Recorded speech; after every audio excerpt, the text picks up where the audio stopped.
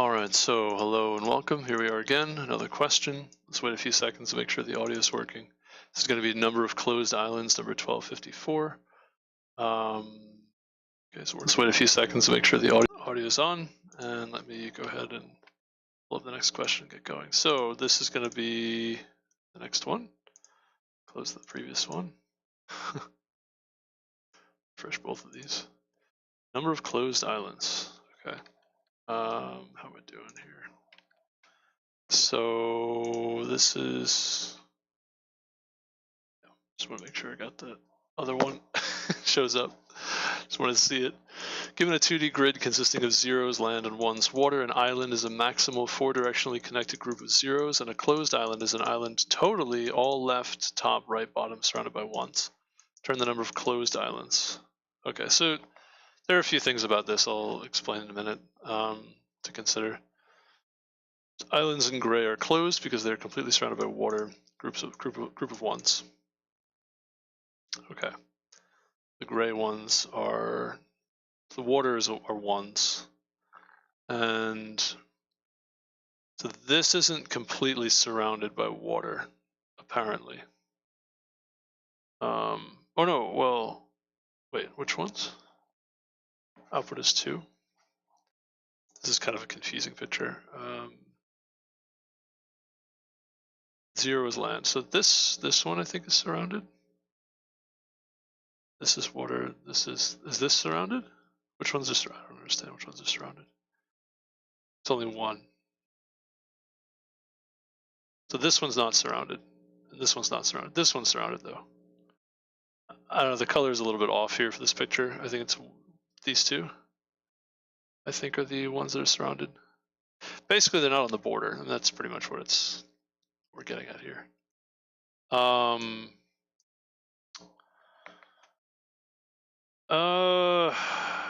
You know what I can do? I can use a disjoint set data structure to count the islands. And then what I'm going to want to do is basically, in order to count the islands, I can set, like an island array to true or false. For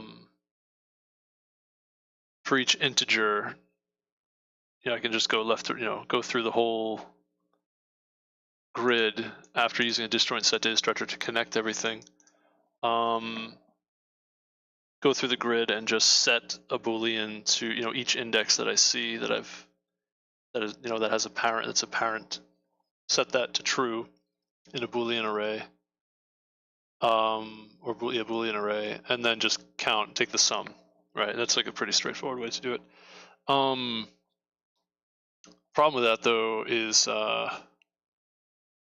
think I would need to take all of the boundary values, right? Any island that's connected to a boundary, and then set those to false before I return the sum. I think that's probably the easiest way to do it. Another question or issue is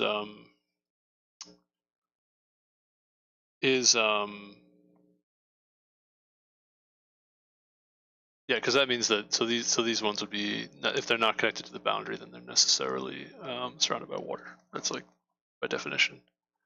Although otherwise, if they're not totally surrounded by water, then they're connected to another island. So yeah, it's pretty high submission rate and acceptance rate. It's not too bad. The one thing that's tricky about this is I probably want the IDs in the disjoint set data structure. I don't know if I want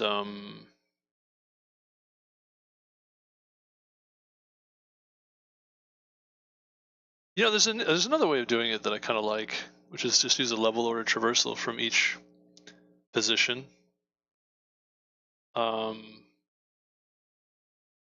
I kind of prefer that over the disjoint set data structure. It's like easier to think about, maybe. But it's a little more complicated because you have to consider the boundary as well, which is awkward, you know. Yeah.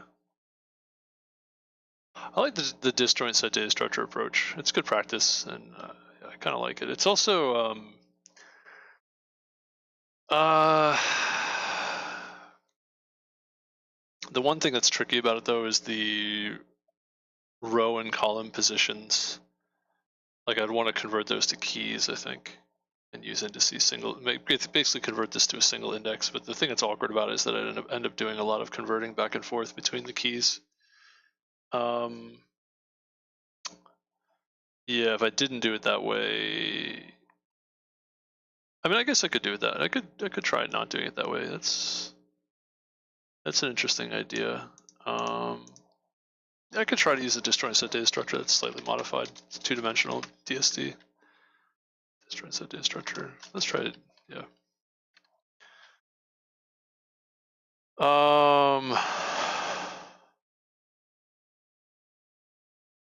It's like a DSDS. So it would be int row ID, column ID. Could try it that way.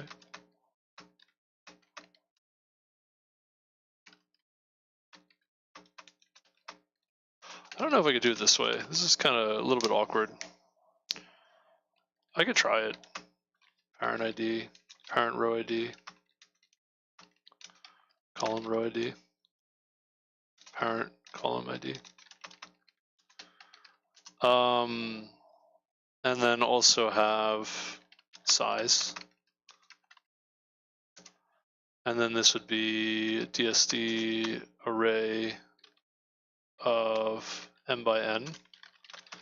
M is grid size, n is grid 0 size. Okay, sort of m by n.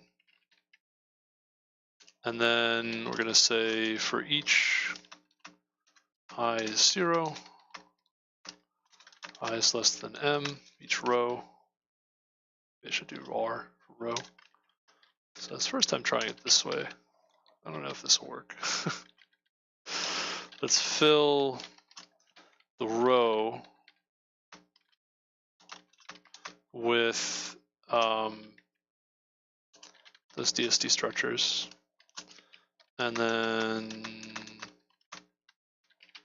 let's do for each column, we're going to say auto x is going to be DSD, or just array of row column, and say x dot row ID is the row, x dot column ID is the column, x dot parent row ID is itself, and x dot parent column ID is itself, right? And then the size is just 1. Yeah. So I can initialize them pointing to themselves. I think this works if I do it this way. It's a little bit strange, but it's. I think it could work still. I think it could work. Now I want to const auto find and find merge. Find and find merge. Let's try those two.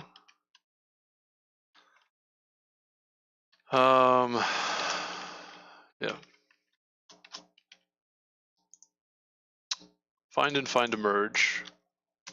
This actually isn't for the algorithm itself. It's just for a disjoint set data structure. So find index, let's do ix, and find a merge is going to be index 1 and index 2.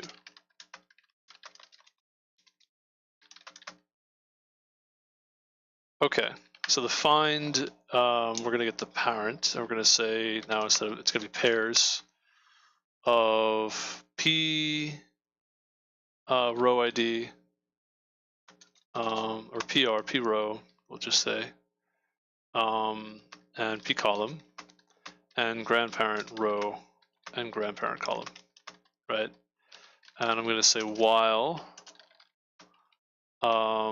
parent row is not equal to, And I'm also going to say it's actually going to be two indices, right? It's going to be index, let's say row ID, and column ID, right?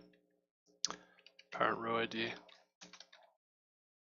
column row ID, parent. Yeah, I guess I do have to use the IDs here, grandparent. These IDs. If this is not equal to row ID and CID is not equal to our parent CID, it's not equal to CID, then I'm going to return a pair of IDs. And this is going to be parent row ID, column row ID. So I'm going to use pairs as identifiers. I'm going to try this. Seems, again, it's a little odd, it's a little weird, but I'm going to try it. So, so the row ID is going to become the parent row ID. Column ID is going to become the parent column ID. This should be on one line. I'm going to set the parent row ID to the grandparent row ID, and the parent column ID to the grandparent column ID. Okay. And I'm going to update in that way, but I'm also going to do another thing, which is I'm going to set grandparent row ID to its parent, to array of gprid dot parent row ID, and the column ID similarly to the grandparent column ID's parent column ID. So I'm going to move everything sort of up the tree, but I'm also going to do a half compression, which is basically setting the array of row ID, column ID, and this is grandparent and grandparent column ID. So both of these. So const auto reference, just say GP is array of GP row ID, say GP DST, or just GP, grandparent column ID, and then I can set to the GP ID. Yeah, okay. So I can update the grandparent row ID and the grandparent column ID to the GP parent row ID and GP parent column ID. Oh man, that's a little confusing. This is going to be auto reference current is going to be array of row ID, and current dot parent row ID. This is going to be set to the grandparent row ID, and the current parent column ID is going to be set to the grandparent column ID. And all of these things are going to be set up here. This is going to be, so it really should be, I mean, this could be a pointer, right? Current pointer. We'll just do const auto reference initial is going to be array of, I don't know if this is better than doing it the other way. I think the other way is like a little bit easier to kind of deal with. The other way meaning making it one dimensional and just converting between 1 and 2 dimensions.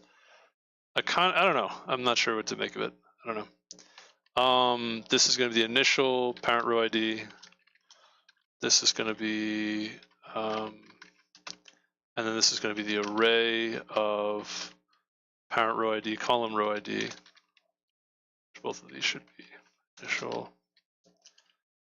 That's initial parent.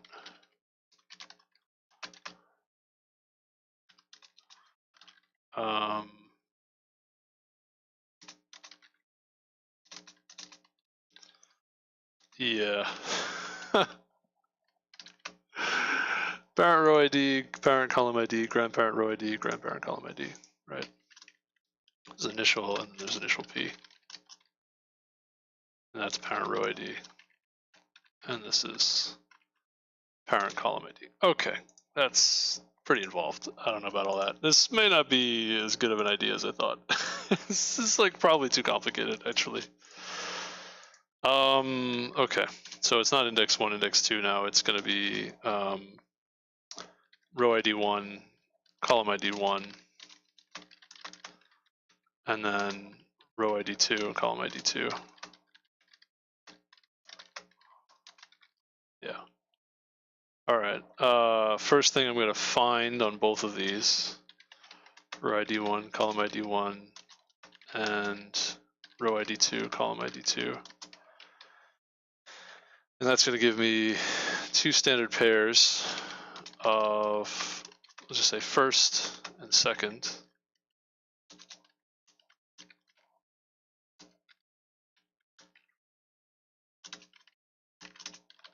Okay. Now if first, oh boy. Can I just do this? I don't know if this works. I could try it. Just a double equals. They're equal to each other, just return, right? They're already merged. If they're not merged, then I've got to update the parents, right? So I've got to take the one with the smaller size.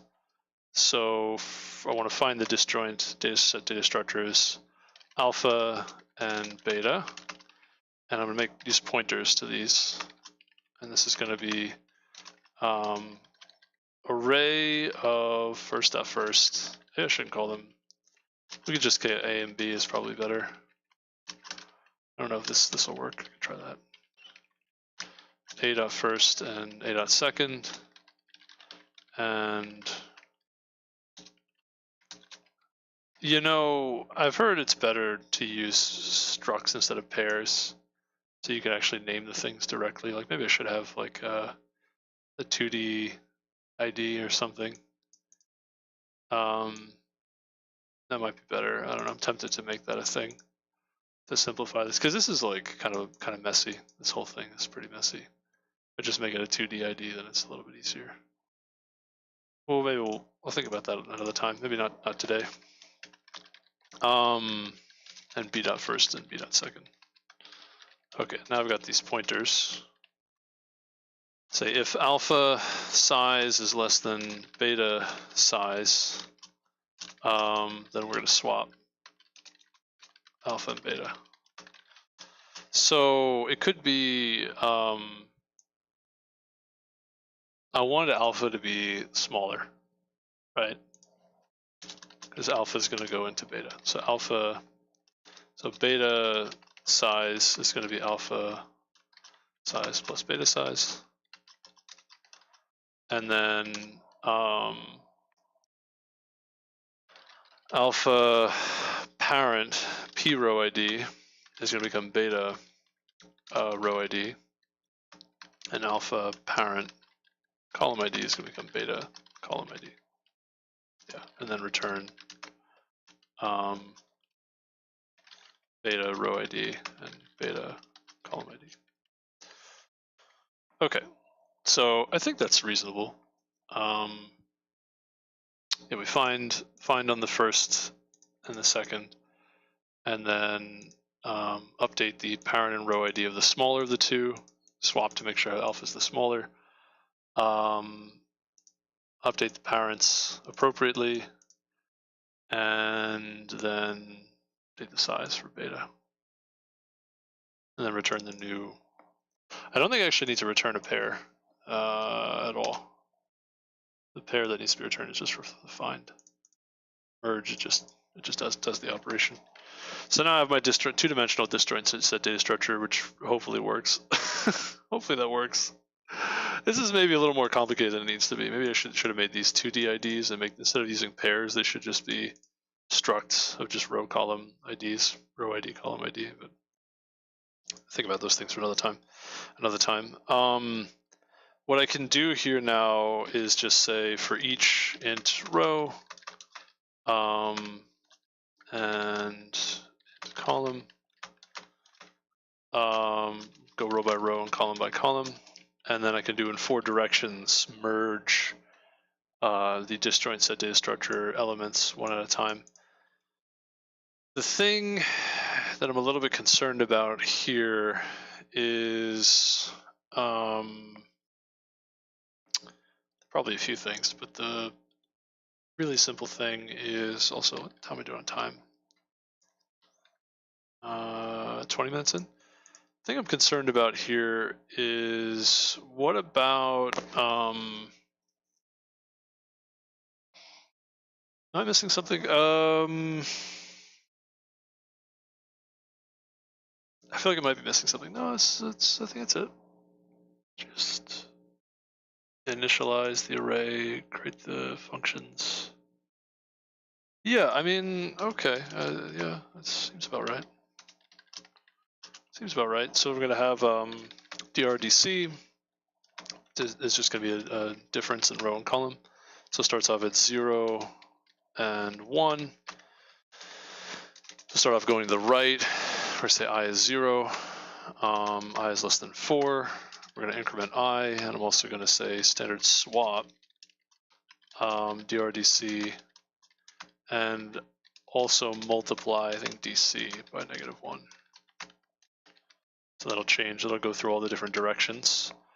Constant new r is going to be row plus change in r, new column, column plus change in column, and then just make sure these are in bounds. New r is greater than 0, new r is less than the number of rows, new column is greater than 0, and new column is less than the number of columns. And if that's true, then I can find merge. It's going to be the current row column with the new row and new column. Oh, and it's got to be grid of new row and new column is, I think, 0 or 1, right? They said 0 is going to be land, right? So not, it's going to be a not. And also, if grid of RC, then continue, right? So we're going to skip the ones. Okay, now going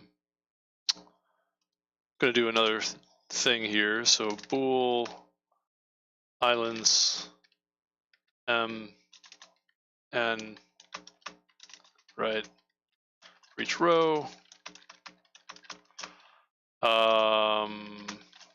Fill this with false values.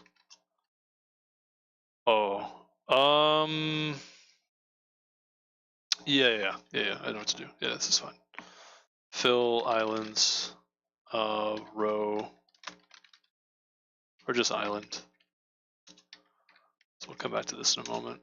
Island row plus n, where n is the size of the row. Okay, so the way this is going to work is I'm going to do, after using my disjoint set data structure, I'm going to loop through all of these. I'm going to run through each row and column and say standard pair int, just say position is find row column, and I'm going to say const auto or const reference position, right? Something like this. And then I'm going to say island of row column is true.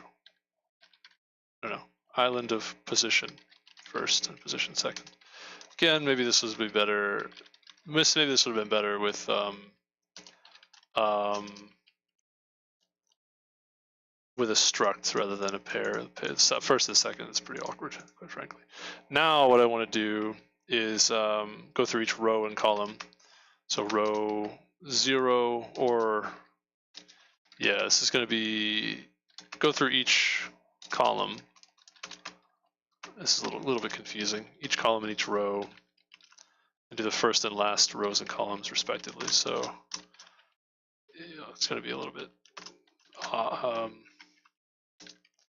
So this is going to be each column, which actually is going to modify the first and last row.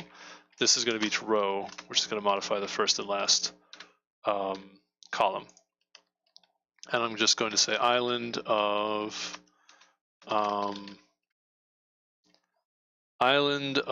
so find, first thing is find, pair int reference position is find of R and C, where it's row 0, and then again position first, position second. Oops. And we're gonna do position 1 and position 2. We'll do it that way, keep it kind of simple.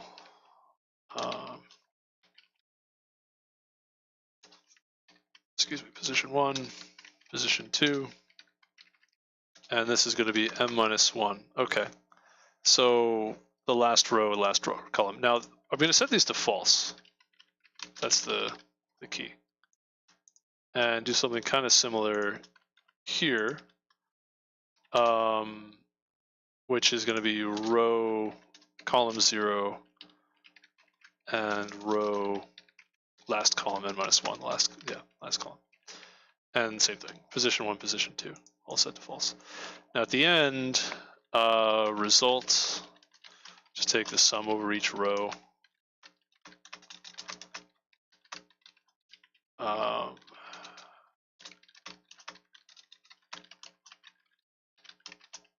Just accumulate over, it's going to be island of row plus n and 0, and return result. Something along these lines. It's pretty involved, actually. It's like a lot of detail there. How am I doing? 26 minutes. Well met. Hello. Thermopylae Madro member. I'll read that in a moment. I like your name. If you see the umlauts, I like to see umlauts. Phil, what's wrong? Why? Oh, I suppose I don't have the. I guess I can't. Can I just do this? Just a basic constructor. That way. Okay. PO, PCID. Yeah, there's a lot of IDs going on here. This is pretty awkward. RID is PRID, PCID.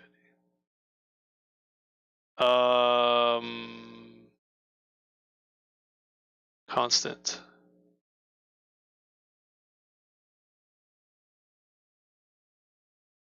These are regular ints. These are constants. These don't need to be constants. These should not be constants. Okay. Whoops.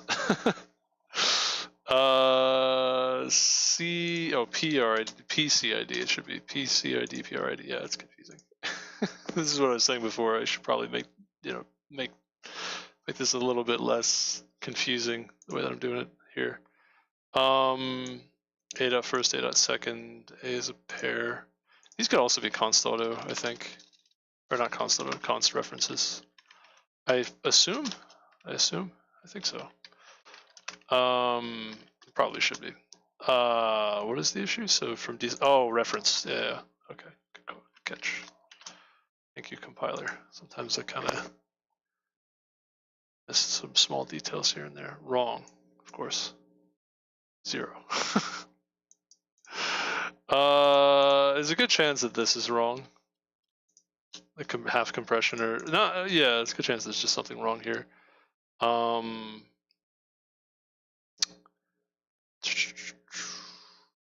Maybe.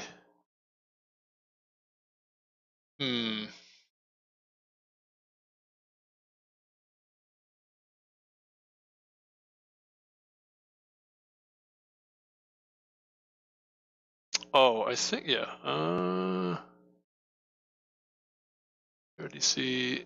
So 0, 1, swap to 1, 0 and negate the column. So yeah, it'll go right, down, same thing, left, and then swap again, goes up. Yeah, that should be fine. So this should be correct. Starts off false.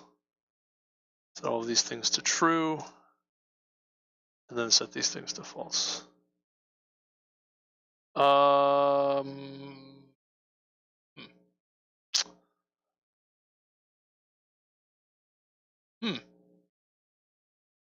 Did I get 0 for everything?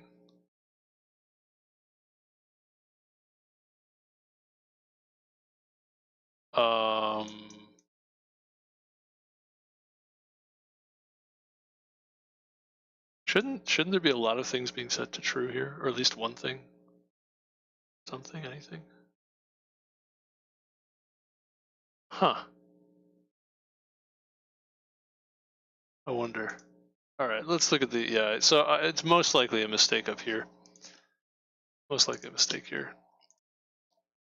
Might be kind of challenging for me to find. Let me see.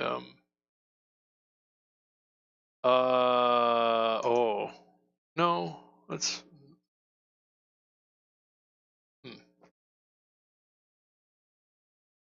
just thinking. This might be kind of challenging to find the mistake.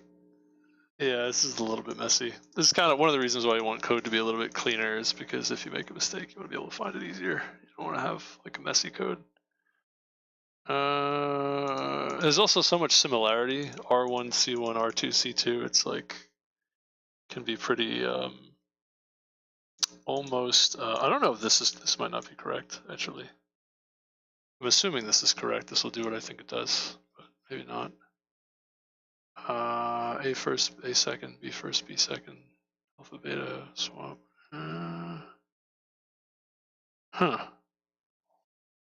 Wanted to say hello to chat. Oh, so I made some mistakes somewhere. I'll have to find it. Thermopylae Majo member. I like that name. It's a good name. Thermopylae. Thermopylae. If it's auf Deutsch, right? Auf Deutsch, then it'd be more like Thermopylae macho member. Thermopylae macho member. Is that right? I don't know. I don't know how J is pronounced exactly. Yes, I think it's like a, yeah, Mayo member. I don't know. Yeah, this is the pronunciation in German is a little bit slightly different for the same letters. But anyway, so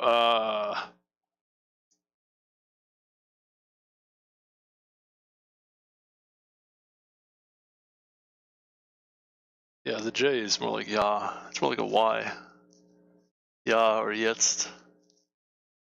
Jürgen. Okay, where to begin to debug? So I'm not getting any true values here. Okay, how many islands do I get initially? Let's do it that way. So let's do this. Standard cout, position first.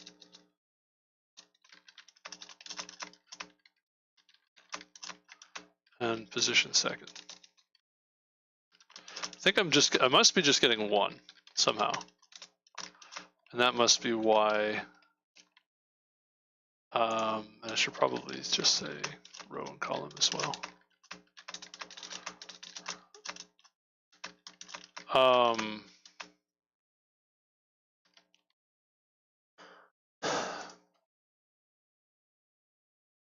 Let me just see what I get if I do this, what the printout looks like. Okay, yeah. So there's one position, 0, 0, 1, 2 positions, 3 positions, 4 positions,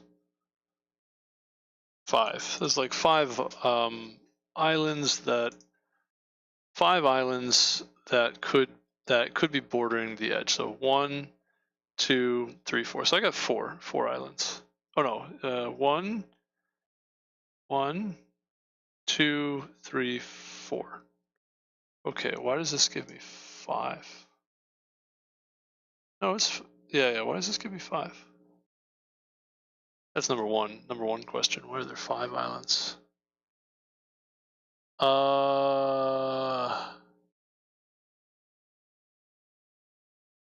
That's not correct. That's not correct.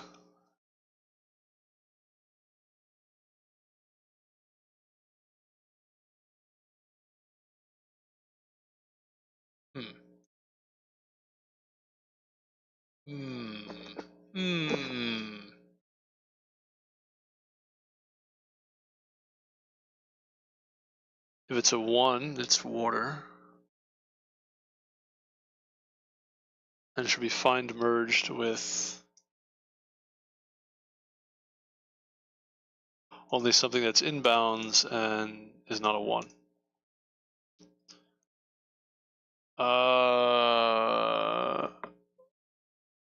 Okay. So it's got to be a problem with the find merge, right? That's got to be the issue.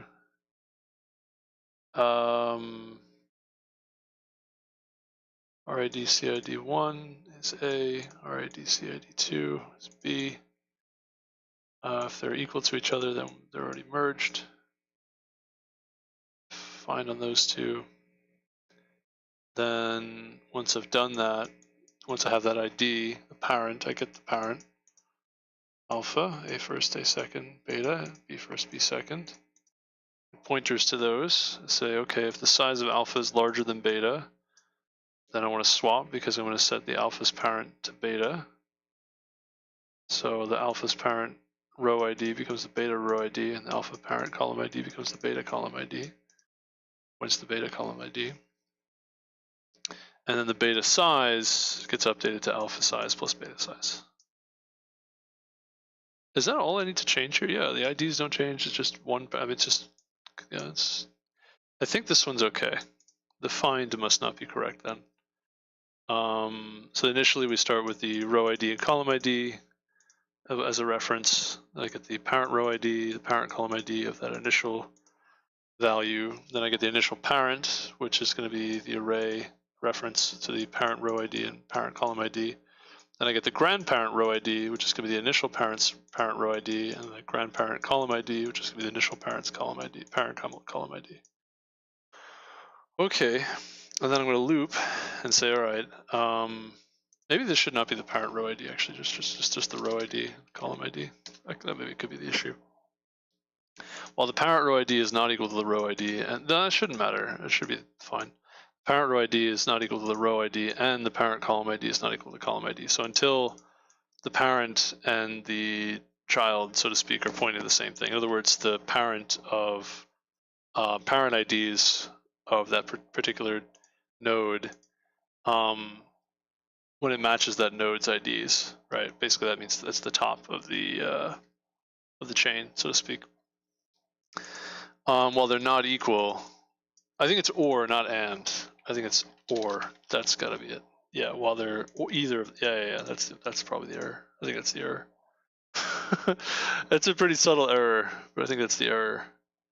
Why I'm not getting the. So now here we go. 1, 2. Okay. Interesting. Now there's only two islands. All right, that's not really correct, but better, I think. It's 1, 2, 3, 4. We should see 4, right? Maybe that's not a good example. I don't know if this is the right picture. Is it the right picture? Is that right? 1, 0. Yeah, no, that's correct. Yeah, that's fine. So no. Excuse me. That was a mistake before. So I think my intuition that even though it's more expensive to convert between 1 dimension to 2 dimension back and forth, I think it's easier to program to do 1 dimensional. Just go 2 dimension to 1 dimension, and then the disjoint set data structure will be 1 dimensional in how it's programmed, and then it'll just convert back to 2 dimensions. I think that's just better. It's like too much extra thinking to try to do the whole thing in 2 dimensions. That's one point here. Another thing is, yeah, while they're not equal, either of them are not equal. I'm gonna keep going, and perform the updates in the half compression, and then return. So I think.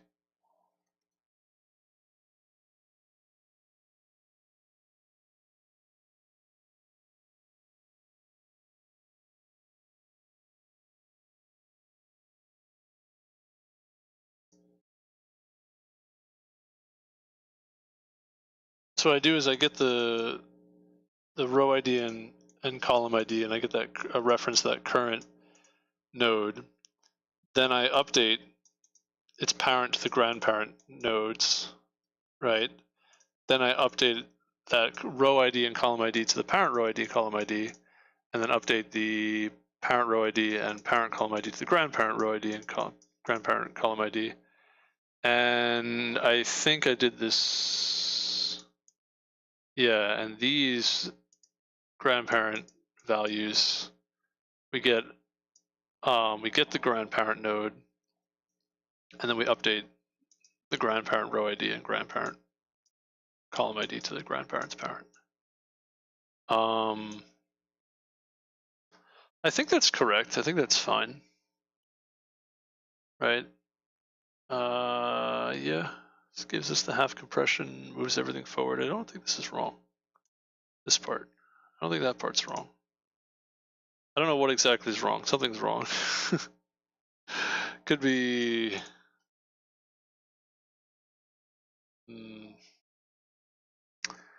Yeah, the number of islands I get are... It looks like it's just 2, when it probably should be more like 4. So there's something wrong.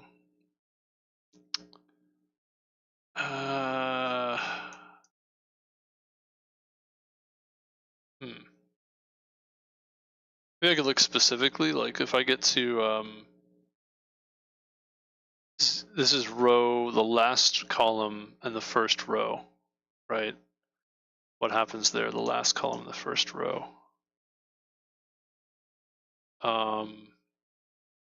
7, 0, 1, 2, 3, 0, 1, 2, 3, 4, 5, 6, 7.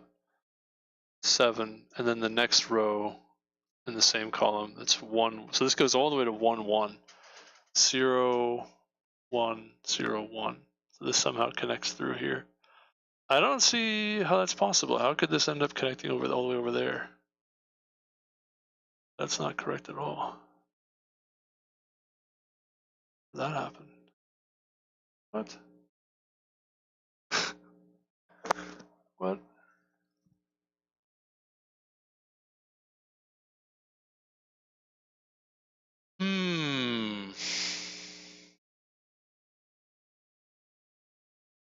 It's really like disconnected that.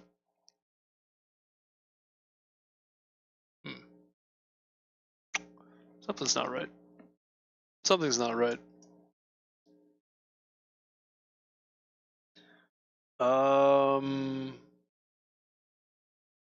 Huh.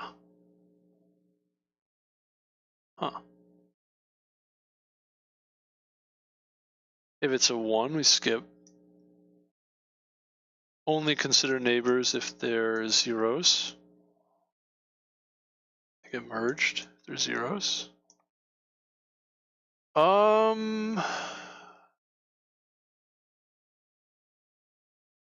know, I'm not so sure.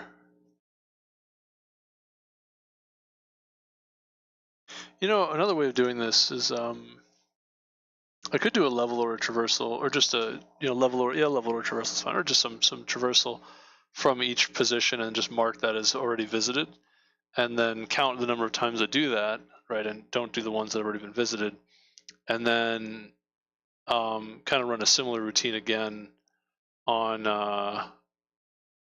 from the edges, and then just remove each one. That work. That's like a much simpler way of doing it. I probably should have done it that way. That's like a lot easier to think about. This is the problem with this is that I ended up using a disjoint set data structure, which adds some complexity, and then I also ended up possibly misprogramming it and not realizing where. And also tried to do it with a 2-dimensional array, which is probably not great. And there's like quite a few details involved here that I added. Like this is probably not the best approach, I would say. Like if I did this during an interview, this would be a little bit risky to actually, seeing as I haven't actually solved it yet. It's, the idea is not that bad, but the actual solution, this is like way more complicated than it needs to be, I think.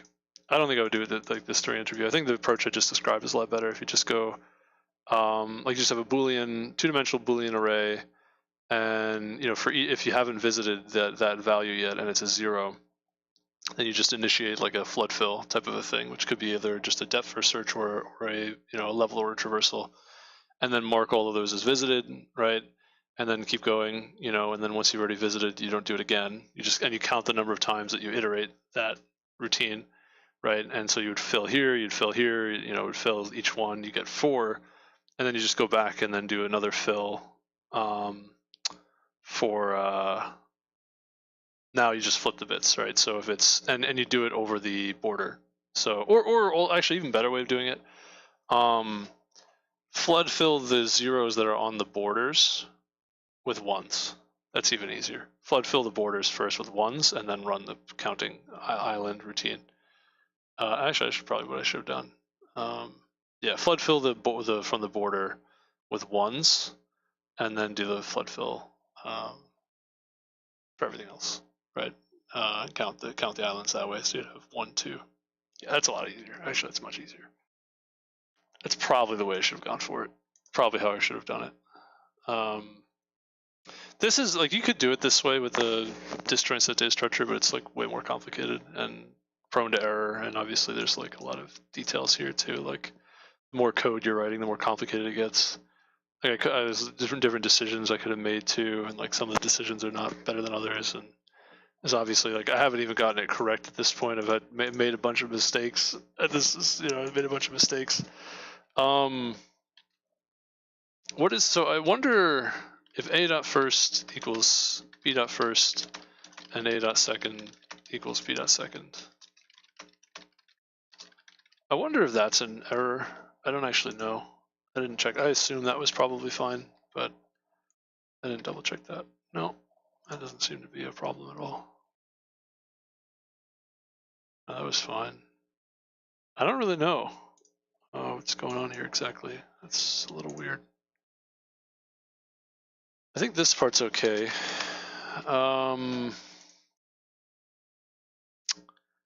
Maybe I should print the find merge result or something. I don't know, or just find on both R and C. It's kind of weird. It's a little more debugging.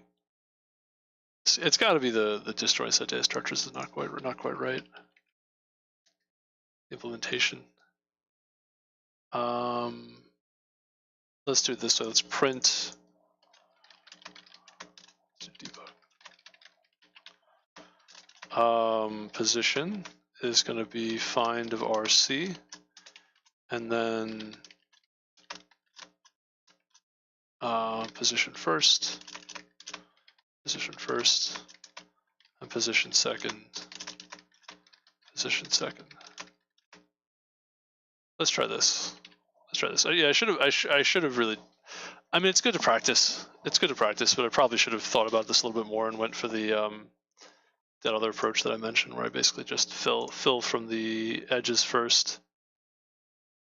But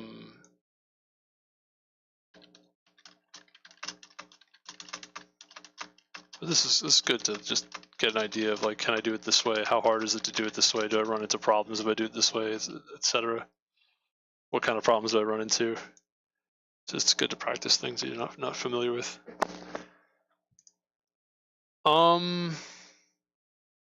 Okay. So this. Okay, so yeah, we just go ahead and skip altogether rows and columns where it's a 1, right? So it's only going to be the zeros. So what did I do? Why aren't these? What is going on? Wait, what? Huh? What? What is happening? What is going? Oh, no. What? What? This is every row column that I modify. I find and then I print. Print the row in the column and position first. What is happening? Huh?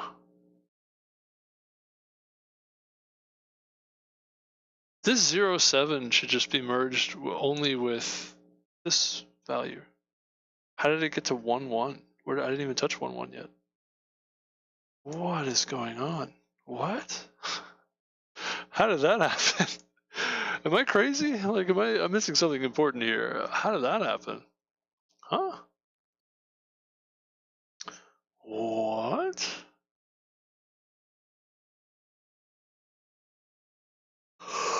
So we just, I guess, how did that happen? Huh? That doesn't make any sense.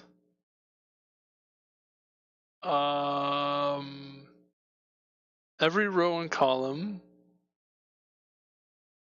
the initial row ID, column ID is itself, right? RC.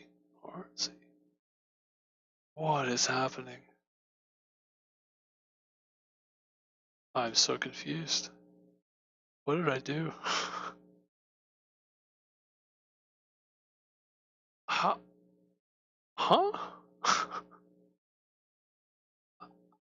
I'm totally at a loss for words. I don't understand how this could be a 1 and a 1. If I merged with only things that are in bounds,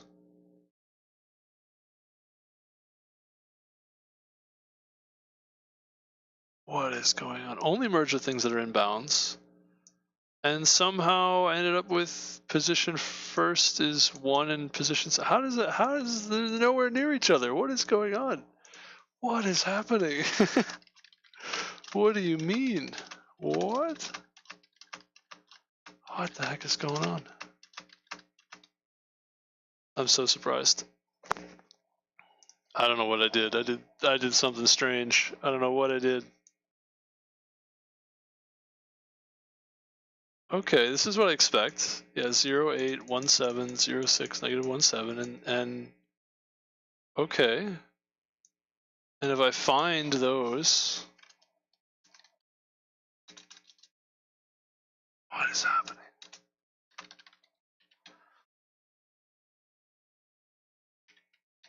I don't have to say that so much. I think it's so it's probably okay.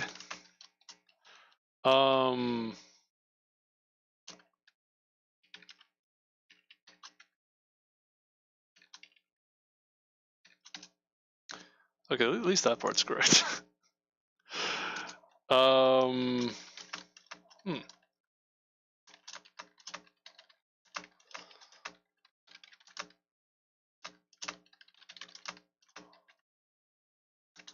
don't know. Well, I mean, I don't know. We'll see.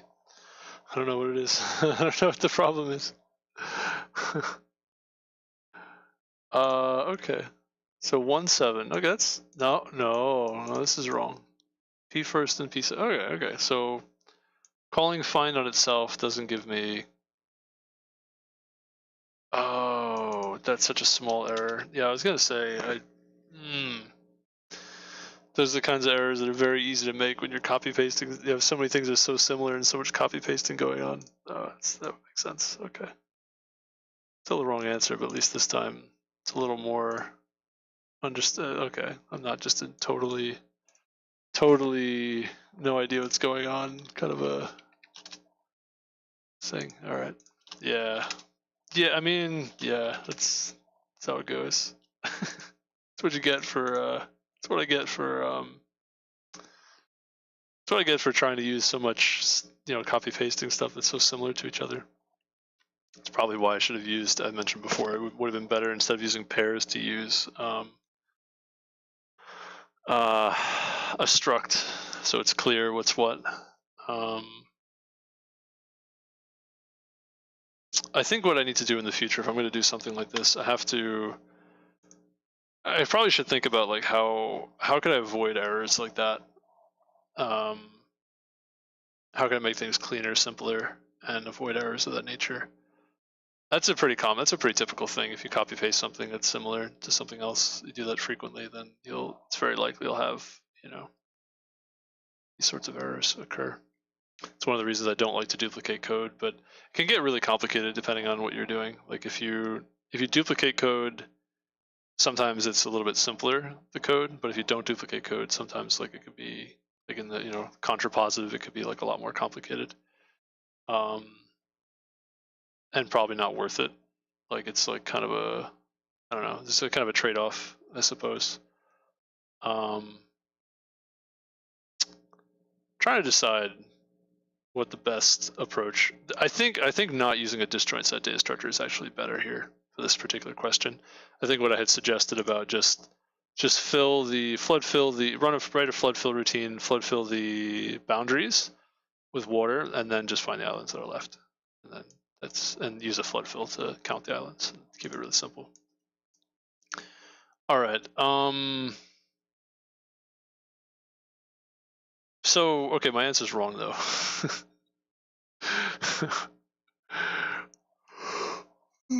Excuse me. What do I want here?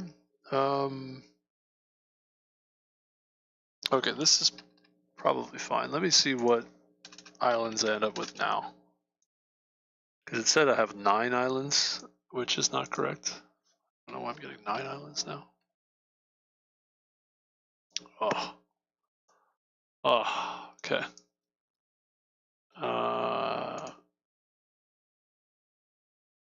Row column, let's go 0, 0.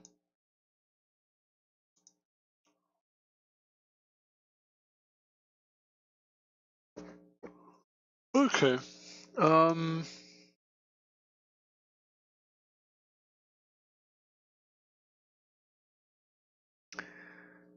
All right, let's do you know, if grid of row column, we'll just skip.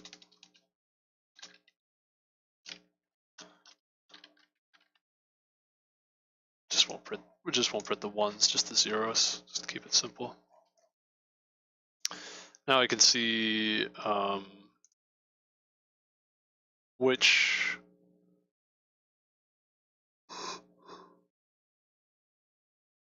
how many islands I have.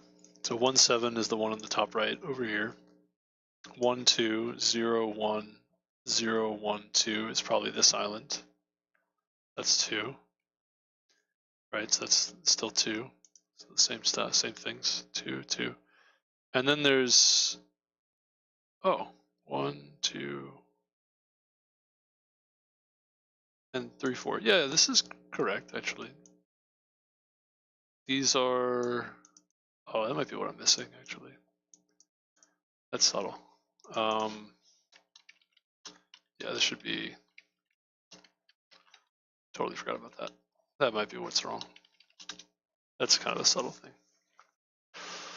Easy thing to miss. Not a very, yeah, there we go. Okay. I think this might be correct. Let's do, I think I could submit this. I'm afraid to submit it because I could have made, so there could be some other error in there that I don't realize. Yeah, I mean, you know, it's pretty simple ideas, just very easy to make mistakes there, and they can be kind of hard to catch. So there was like 2 big errors there, maybe 3 big errors that I made. Okay, there we go, got it. Not the fastest, reasonable.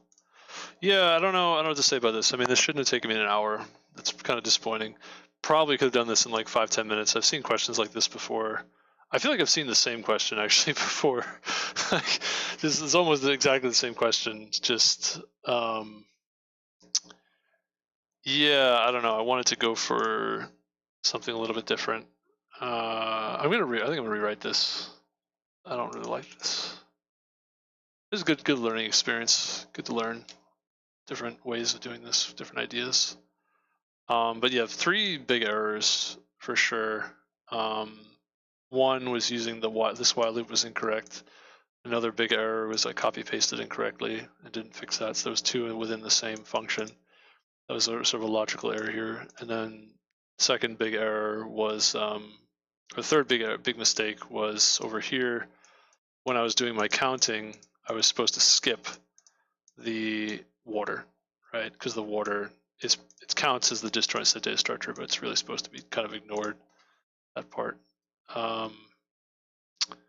Yeah, and it's kind of, I don't know, it's kind of awkward the way that I've set this up.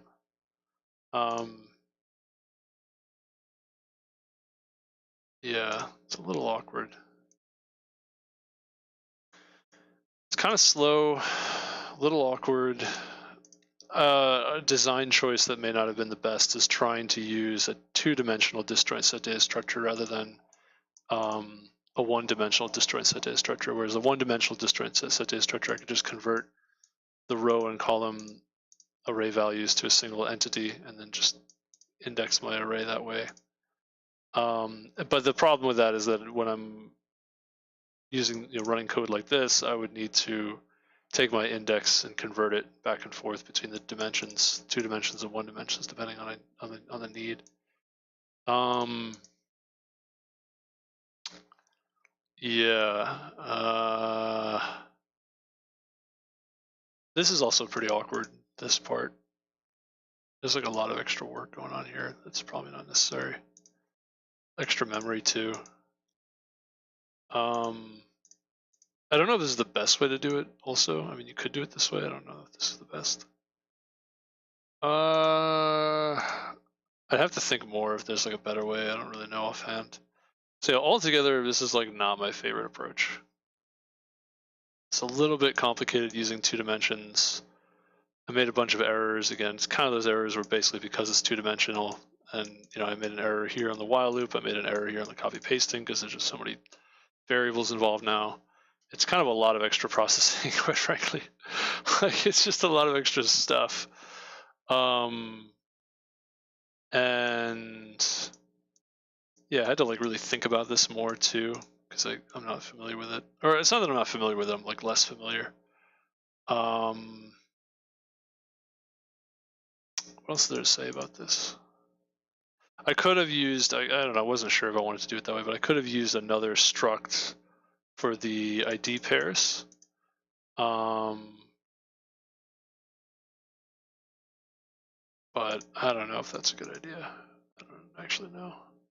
The idea would be that it's a little bit better than using a first and a second, so you have like an ID struct instead of a pair.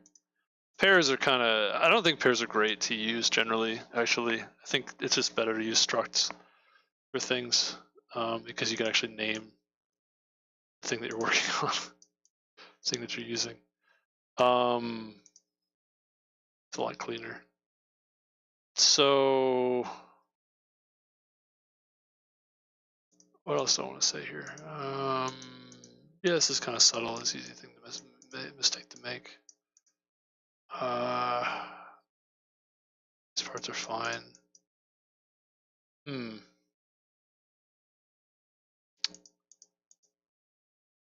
Actually, I can go even. I have another idea. Okay, all right, that's fine. So, not the best solution. I wouldn't program something like that for this if I had this in an interview.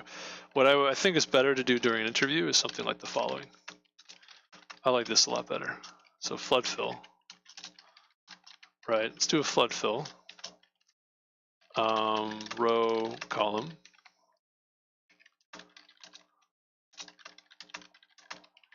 And we're going to say if row is greater than less than 0. If not, it's probably easier to do it this way. Row is less than 0. Constant m is grid size. N is grid 0 size. Row is less than m. Column is greater than or equal to 0. Computer's lagging. Column is less than n. Here we're going to return if, or, and one more actually, or. So if not those things, then return, or if grid of RC is a 1, then return. We're going to set grid of RC to 1, and we're going to say for each dr, so each direction, dr 0, dc is 1, I is 0, I is less than 4, increment I, again, swap, dr dc, set dc to multiply by -1, constant new row, r plus dr, new column, c plus dc, and don't really need to do if statements here. Actually, could just call them on each one. Just call it directly because I have the code here. So a very straightforward flood fill, right? And then I'm going to say for int r is 0. So we're going to do each row and each column, the first and last column and the first and last row. Again, you got to think about it a little bit how to do this. So the first and last, this is going to be the first and last column, right? So I'm going to flood fill on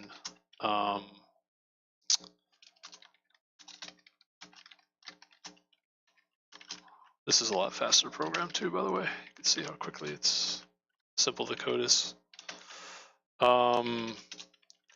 This is going to be the first column, so the row first column, and the last column, right?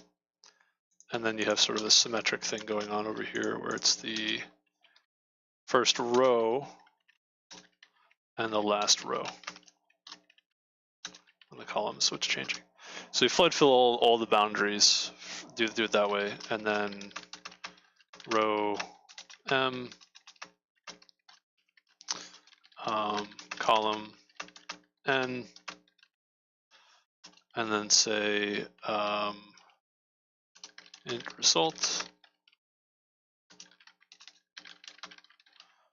I'm going to call flood fill on row column. Could just call it like FF or something instead of flood fill, or just F fill is maybe better. Less typing. And then you just say result plus equals not grid of RC. Like this is a lot simpler, I think. Do it this way. Yeah, there we go. That's a lot easier. A lot cleaner, probably a lot faster. There we go. Beautiful. Gorgeous. That's like a few minutes. Yeah, there you go. 3 milliseconds. It's almost 100%. That's so much better. It's so much faster.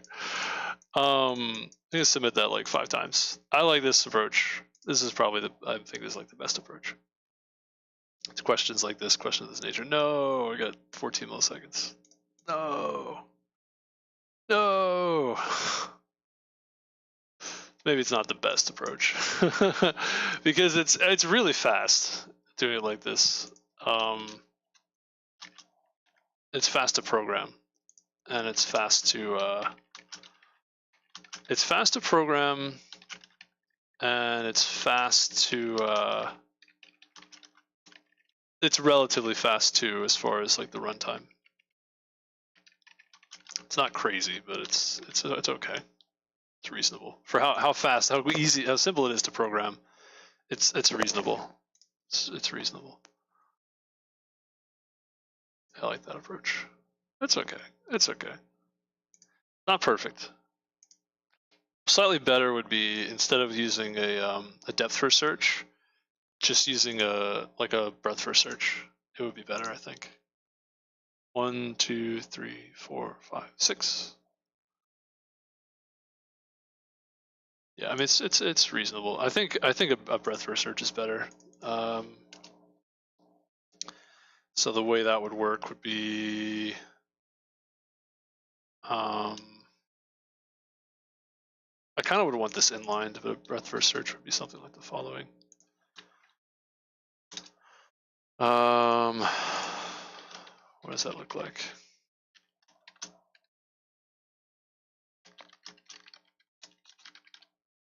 Queue of row column pairs. I don't know if I like that. Yeah, I guess it's fine.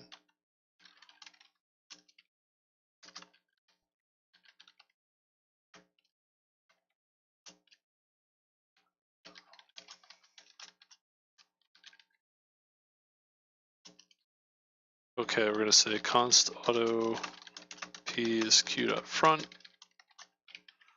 And then we're going to say, well, let's do it this way. Yeah, actually, it's fine. That's fine.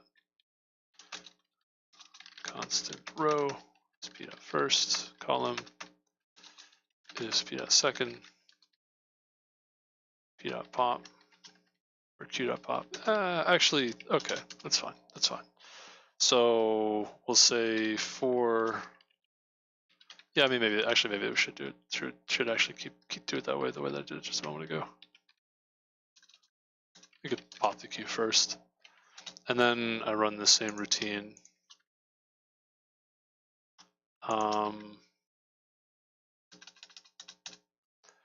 So if grid of RC, and continue.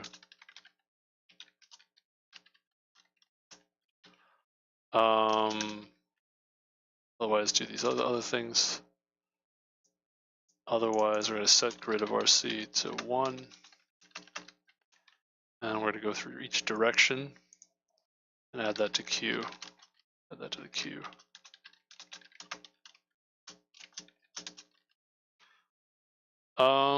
Something like this.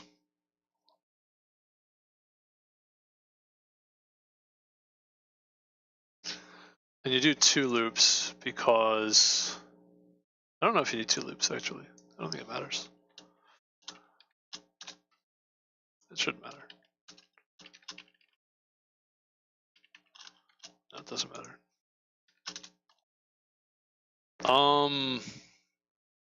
There's another way of doing it.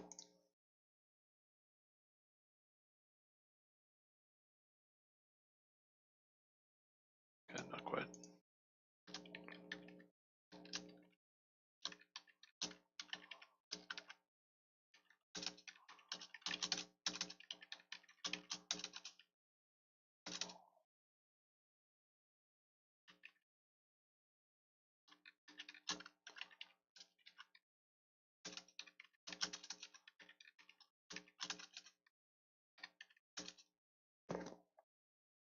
Okay, one more.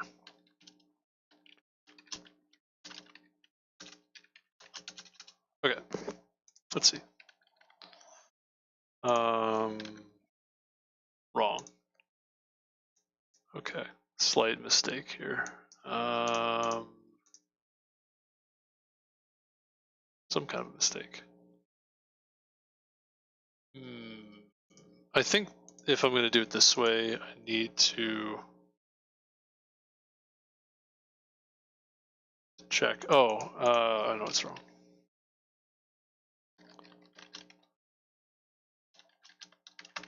That might be wrong. What's wrong? I have to initialize the queue with the first element and set this to 1.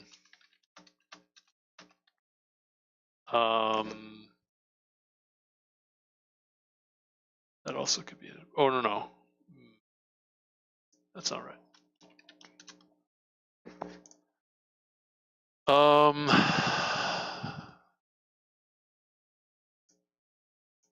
It's already set to 1, it'll continue. It's not set to 1. So what can happen is I could push too many things on, I think. That might be what the runtime error is. I think I need to check here too if grid of RC. And then I also need to do the inbounds check here too as well.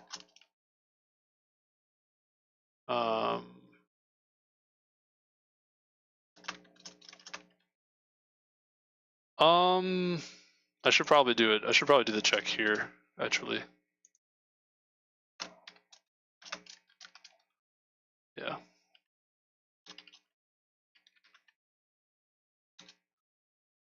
Yeah, it gets a little confusing. Yeah, I don't want to have like duplicate things being placed in there.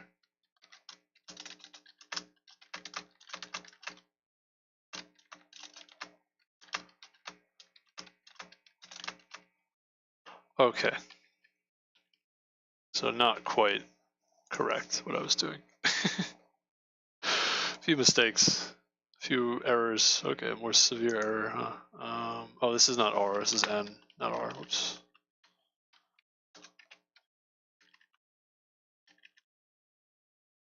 Okay.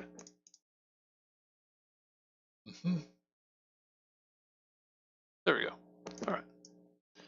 That's another way of doing it. Could flood fill iteratively using a queue. And I could inline the code at these spots, but it's probably better to use just a subroutine. Let me see if this is correct. Okay, it's correct. That's a lot slower. Whoa, that's a lot slower. Okay. Ouch. Ouch. No kidding. Well, there's a surprise, huh? I wasn't ready for that one. Wasn't expecting that. Really? No kidding. You know, usually iterative approaches are a little bit faster. It's always kind of surprises me when it's slower. Really? No kidding. No kidding. You know, I don't know what to say. Is that because maybe this is why? This might be why. This might be why.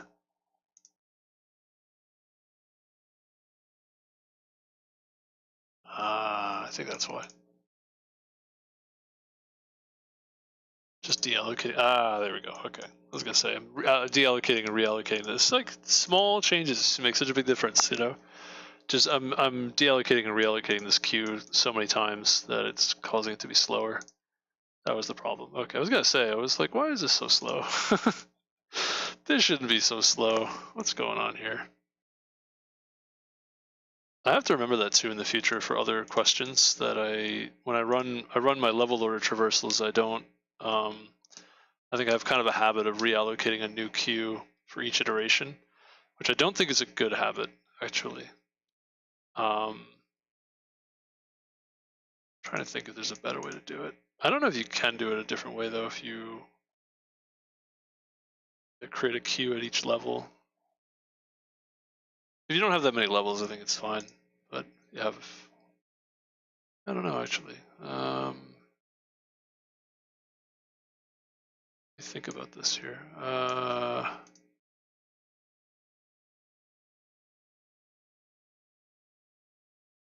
It's pretty good runtime. Not as fast as the other one though. The other one was 3 milliseconds, so it was really fast. Trying to think. I thought this would be quicker. I was wrong. Let me copy this before I delete it. So yeah, these are other approaches. I don't know what I don't know what to say.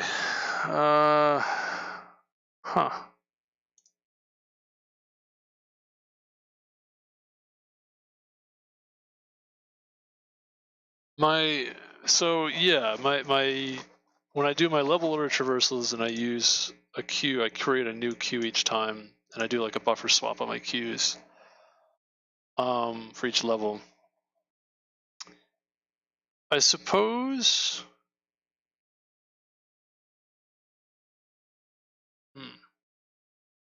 And then I recreate a new queue, and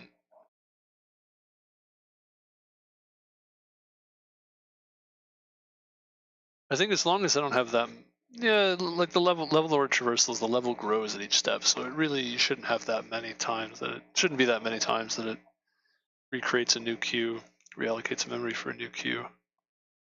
I'm wondering if there's a better way to do that. I think in that case, then it's preferable to use a breadth first search instead of a level order traversal when it's good to do that, because the buffer swap is expensive. Not that expensive, but it's expensive enough for it to matter. So here in this instance, it's better to just use this is a good example where a breadth first search is fine. There's a lot of extra if statements going on here, though. That maybe is part of the reason why it's so slow, so much slower. That's definitely like significantly slower than the. Well, it's around the same. I don't know. I want to say it's slower, but it's around the same runtime as the other one. I think the depth first search was faster actually, which is surprising. Let's try that. It's a lot faster to program, that's for sure. It's like super fast. Very clean. Very clean. I like that a lot. It's definitely a question that could have been done really, really quickly if I just focused on it, I guess. Not focused on it, like if I come up with this one. Oh no, oops, I made a mistake.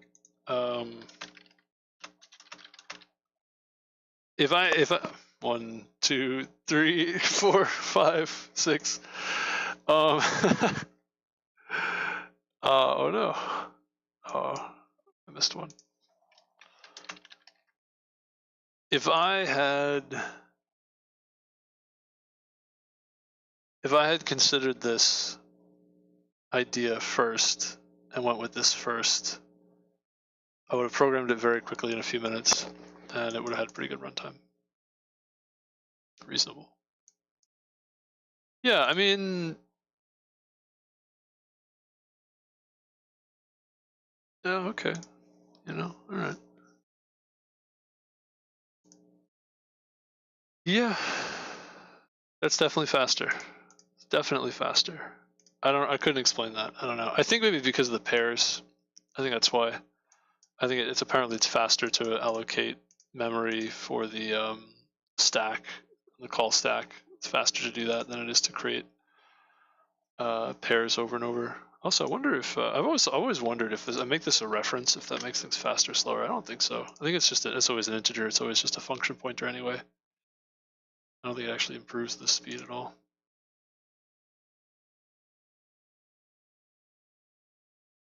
Doesn't seem to matter that much. In fact, it might actually make it slower.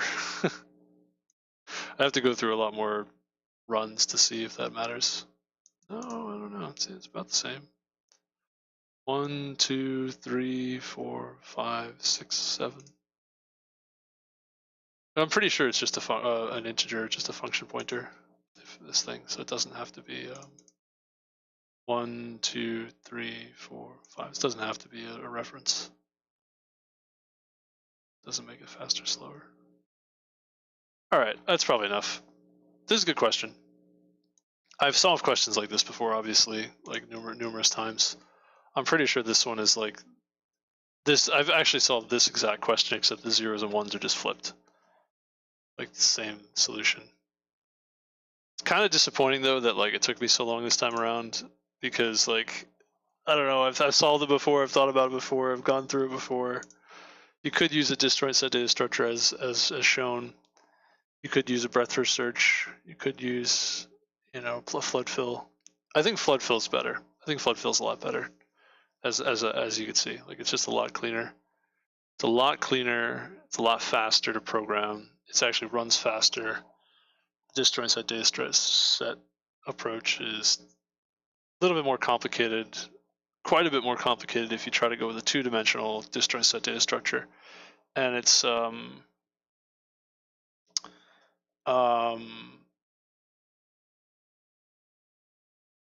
prone to error. It's a lot of and then there's some like more design related choices that you might have to make about like how if you're gonna do 1D to 2D or not, and then if you're gonna go with 2D, do you use a pair or not? And then there's like a little bit more technical, like mechanical things you need to do to actually count the islands after you've collected them with your disjoint set. Whereas if you just flood fill the islands that are bordering the edges, and then count the number of flood filled islands after that. It's like super simple to do it that way. Yeah. Apparently not the fastest solution you could do though. It's like very close, but not the fastest one.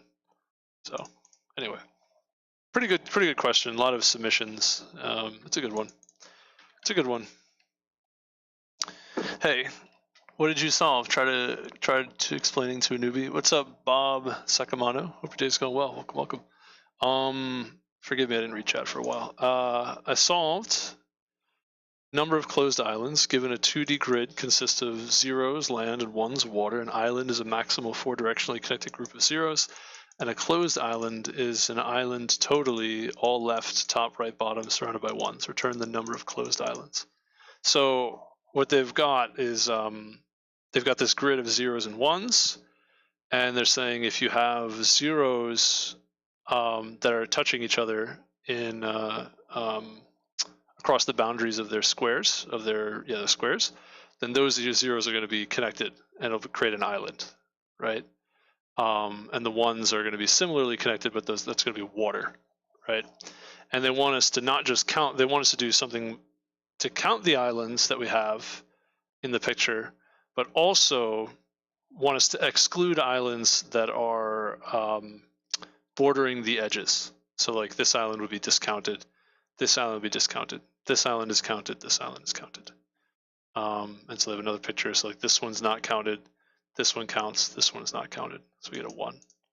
This one we get 2. And then over here, there's this one, the island here, and another island inside. So we have 2. That's what I did. I basically just wrote a routine that it's going to take the islands that are on the edges and what's called a flood fill. So it's just going to fill that spot and then recurse on its neighbors, repeat on its neighbors. So it'll fill here, and here, then fill here and here, then here and here, then this one, and this one, this one. And yeah, just the way you might imagine like flooding an area. It just kind of slowly moves from one side to the next. So what I did was I just flood filled the outer edges first, and then each time I ran a flood fill on the inside, I just incremented a counter by 1. The way that I programmed the flood fill, it doesn't do anything if it's already filled. And then I just checked to see, okay, if it's 0, I'm going to add 1 and then flood fill all those spots. I'm just going to go top to bottom, left to right, and top to bottom. Actually, I could slightly improve this by just going. I don't need to do all that. It's a slightly less work it has to do. That's what we're talking about. Very slight optimization there. Given that I don't need to look at the edges. That's why we're talking about it. So the thing about designing things, like the more you look at something, the more you can improve the.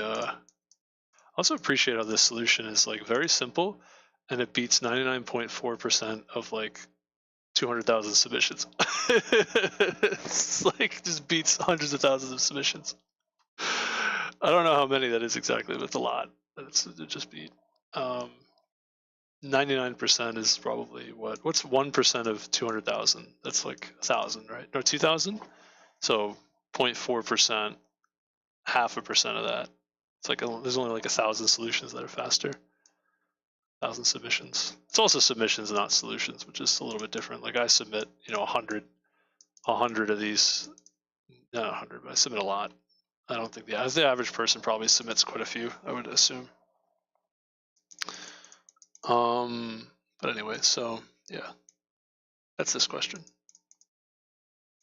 It's a good one. It's kind of a classic one, kind of a standard one. Pretty straightforward, pretty typical. Interesting question, for sure. That's linear, by the way. The runtime is linear, and no extra memory the way that I did it. Technically, a little bit of extra memory because of the flood fill, the way it uses a stack. I actually don't know if you can avoid that. There may not be a way to do that, quite frankly. To avoid this, you kind of do need to, I think the most memory this has, I think it's linear, not linear. If it's m by n, then just like the maximum of m and n is probably the memory that it uses. Because it's basically going to go like, at a worst case, it goes by like a diagonal or like a column at a time. I think is the worst case. I don't think it could be worse than that in terms of how much memory it's being used on the stack at any point. Same thing if you do a level traversal. Same thing if you do a breadth first search. Breadth first search also is going to keep potentially a whole line of things. The memory is linear in m or n. We'll just call it. Say if it was a square. Let's just say the worst case m and n are equal. So we'll just say it's O of n squared and O of n. Or alternatively, you could say it's linear in the size of the grid, and this would be like something around square root the size of the grid. Approximates the square root of the grid, something like that. In terms of memory and speed.